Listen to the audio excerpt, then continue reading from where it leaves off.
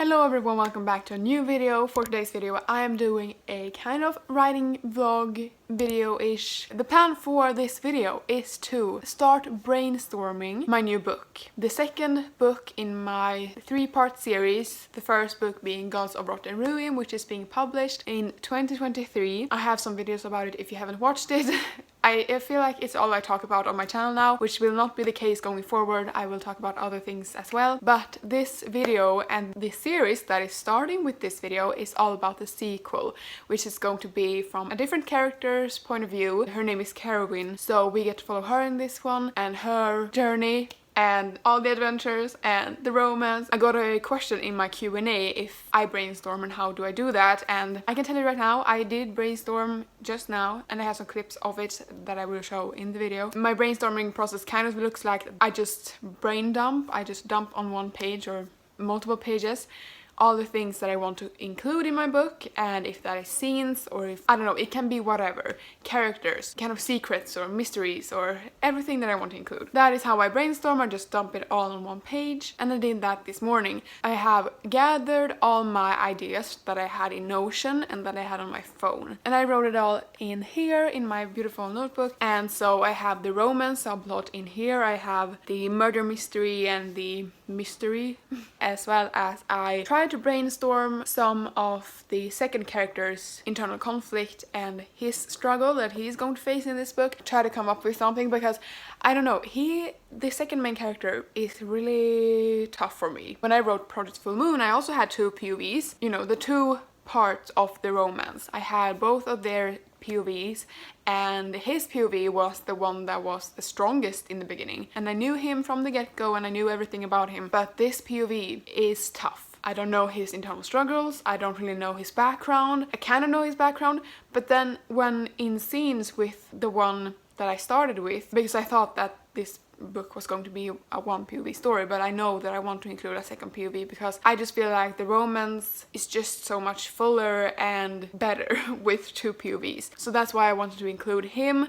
But when in scenes with the second lead, he's so clear to me. Like, I know how he looks, I know how he talks, I know how he acts with Carwin. Like, I know him, but then I don't know what's going on inside his head. So that is definitely something that I will be needing to think on this week. And at the same time that I'm going to try to keep brainstorming and try to keep coming up with ideas that I need to just dump on the page, I am going to try to learn how to write a murder mystery from the murder mystery queen, Agatha Christie. So I have one of her books here. I bought a translated version and it is quite newly translated, I think. I am going to read And Then They Were None. Or And Then There Were None. I can put up the right answer here. But Agatha Christie, it's one of her standalone, so it's not part of the Poirot series. I'm so sorry for the pronunciation, but it's not part of that. It's not part of the Marple series as well. I think that's the Miss Marple. I may be wrong, but it is one of her standalones, and it's about a group of people getting to an island, and it's kind of a closed off murder mystery, so they can't really escape from the island, and they're just stuck in this big house, and one by one they die essentially. And that's not a spoiler. I think everybody knows this, and this has been out for a long time, so if that somehow spoiled you, I'm really sorry. But one by one they're all gonna die, and you don't know who is gonna die next, and you don't know who is the killer. I am going to read this and try to learn how to write a murder mystery from the murder mystery queen, Agatha Christie. And so far I have been gathering like when the first kill happens and how the clues are dropped one by one. I'm underlining that in the book and I'm taking notes in the book, and I haven't really done that before, but this just shows that I really want to learn from her. I've been gathering that, and I will be using like that kind of, not template really, I will not be copying And Then They Were None. But like when the first murder happens, I will be looking at that. When that happens, when the second murder happens, I will not have this many people getting killed in my book, but I'm gonna look like on which percentage does the first kill happens, and when does the characters start to notice something weird, or you know. So I am on chapter 6 and on page 80, and this, as you can see, is a very short book. I only think it's about 240 pages. So during this week I will be reading this, and it's so fast paced. Like, I love this so much. Just on the first 20 pages Agatha Christie was able to introduce all the characters, all their motives, all the reasons why they can be bad people and can be able to kill someone or can be killed. Like, I think it's great so far. So I will be reading this as a kind of study to be able to then outline my own book and see how other people have done it. And in this, not in this video essentially, but during the following months, I'm also going to read A Good Girl's Guide to Murder by Holly Jackson, I believe. It is a very popular YA thriller mystery about a student bringing up an old cold case and tries to solve it herself. And then I also want to read Ninth House by Leigh Bardugo because I believe it's kind of mystery-esque, secret society-esque. All of these books are not anything like what I want to do, but they all have some aspects of the mystery that I want to incorporate in my own book. So I want to try to learn from the best, you might say, but I will update you on how it goes, if I learn something. So far, I think I have. I know from Alexa Dunn as well that she is an author-tuber. I can link her channel below in one of these corners. I have watched her for ages, but I believe she talked about in one of her videos, she writes thrillers and like murder mysteries as well for YA. And I believe she said that the first murder victim has to be introduced really early on. There has to be enough clues or motives to be able to, like, for it not to be covered up or for the main character to actually notice that something is wrong. And that she had a like difficult time, I think it was one of her editing vlogs. And by that and reading this, I completely understand what she talks about, and going into my own project, that is something that I need to try to work on myself and to try to get stuff going as quickly as possible and introduce all the people like Agatha Christie did in this one in like 20 pages. I'm not gonna do that. Like, I will hopefully write a longer book than this because it will be a fantasy and there will also be a romance and there's just a lot of other stuff happening. And in this video I will also do a mood board because that is something that I do for every project, or I have done since like last spring when I started writing Gods of Rotten Ruin. I don't have to call it by the project name anymore because the project name was not great. But I started doing mood boards when I started writing that project, and since then I have been doing them for every writing project that I take on. I did one for Project Full Moon as well in November or October, around that time. And I have now done one for, I don't know how to call it yet, this project. I just call it book 2 for now. Today is Tuesday the 11th of January. You will be seeing this in like April. I'm sorry. Tuesday the 11th, and let's see how the week goes and how much brainstorming I'm able to do.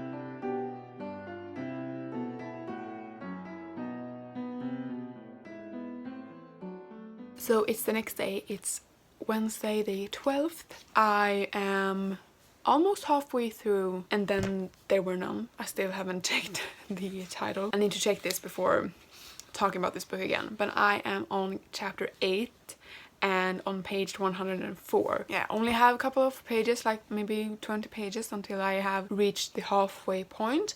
And this book is going by so fast, and I'm hopefully going to read a lot more today. I also wanted to talk about the magic of starting to plan a project. I haven't really thought about this book or this project since I first got the initial ideas for it. After finishing Gods of Rotten Ruin, I got the initial ideas and I haven't really thought about it, and like I have been writing down ideas whenever I got them, but it hasn't been in a short period of time. It has been throughout a lot of months and maybe half a year of time during that time I wrote down all the ideas, and that's what I have been gathering on my phone and on like Notion. So the ideas have been coming at a slower pace, but as soon as I like sit down and brainstorm it, as soon as I start to think on it more and like think about it every day, the ideas just come to me so much easier.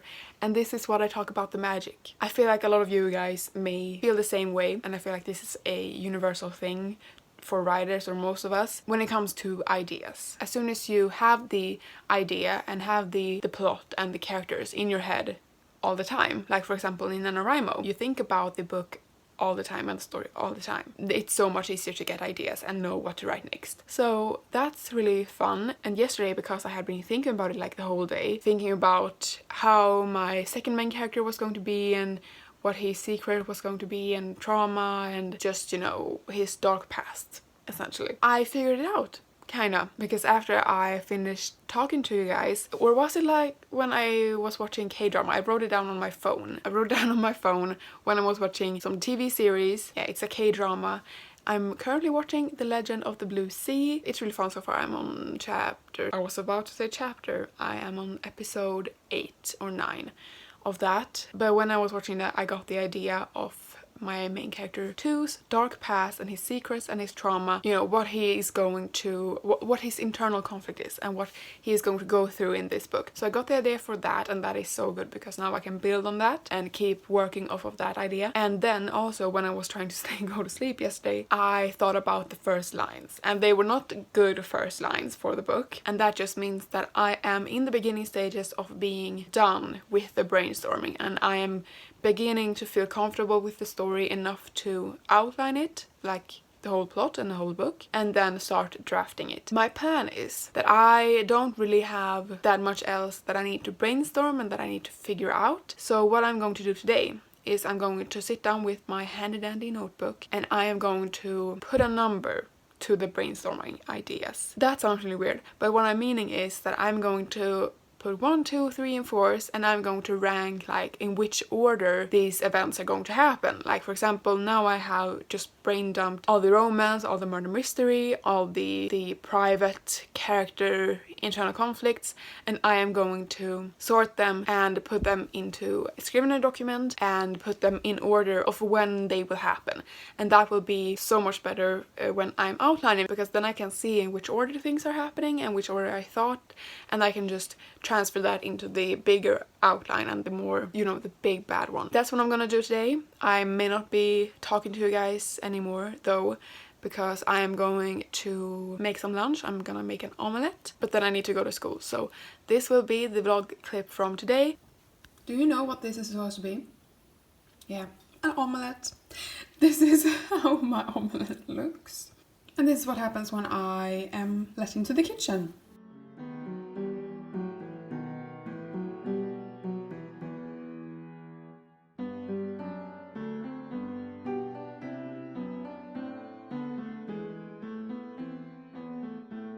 So hello, welcome to the end of this writing vlog, brainstorming vlog. Like I promised you guys, I took you along on my brainstorming process in this video. I managed to get down all the ideas in just one document, all the things that had to do with the two main characters, that had to do with the murder mystery, and I was able to write them in the events that they were, or in the timeline that they were happening. I did that from 1 to like maybe 20, and I have kind of figured out what the midpoint is going to be and what the inciting incident is. And I've never really seen the point of brainstorming before, because I always used to just sit down with the outline right off the bat when I got the idea, and I would brainstorm in the outline, you could say. But this was very beneficial for me to get a hang of my story, and it actually made me get to know my characters a bit more as well. The side characters and the victims in my murder mystery, I got to know them during this process. I have now started a Scrivener document, so I put it all there. And now I just want to quickly do a reading update on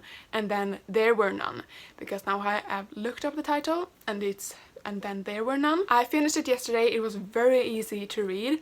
It was quick paced, and it really had to be because 10 people are dying in this book. And I did take notes in the beginning of the book, and I think the beginning of the book was the part that I needed to take notes on. Like I don't think that I need to take notes on the later half because, you know, my story, that this many people are not going to die, and the way that this is structured is not the way that I want to structure my book. So it was just the beginning part that I did like underline and do notes on, and I will be going back to this when I do the big outline and like the chapter outline later on, because then I can see at which percentage when looking at the outline when the first murder is going to happen and how all of that will plan out. So this was really nice to actually see all of that, and I think it was a great idea of me to read this and try to learn how to write murder mysteries. So if you are like me and you have never written in a genre, best tip is to go buy the books that are the most popular or the most well-loved in the genre and then read it and try to learn from it.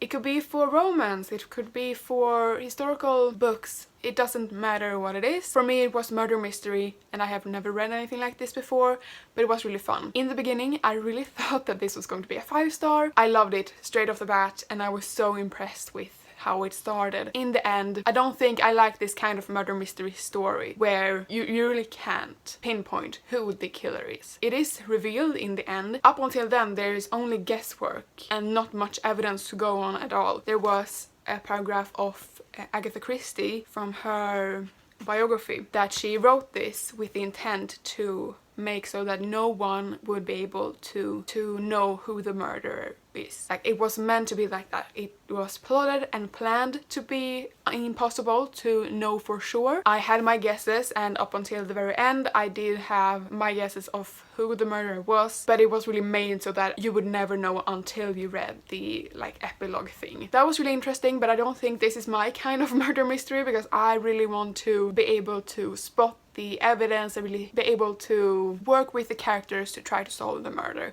and this was not really that. If you have any other books by Agatha Christie that is like that, then please leave them in the comments below and I will try to read them this year. I gave it 4 stars in the end, and this is my first book that I read in 2021, so that's really fun. And then just an update also on A Good Girl's Guide to Murder. I started this yesterday when I had finished and then there were none, and this is by Holly Jackson, like I've said, I think. I'm on chapter 4. If you have read this book, you know that the chapters are like not that long at all, but it is also filled with diary logs. She's keeping a log of her assignment or the thing that she is doing for school. She's keeping track and she's keeping logs of that experience, and there's also mixed medium, so we get to read that as a computer document, and we also get to read emails and transcripts of phone interview, for example, or texts.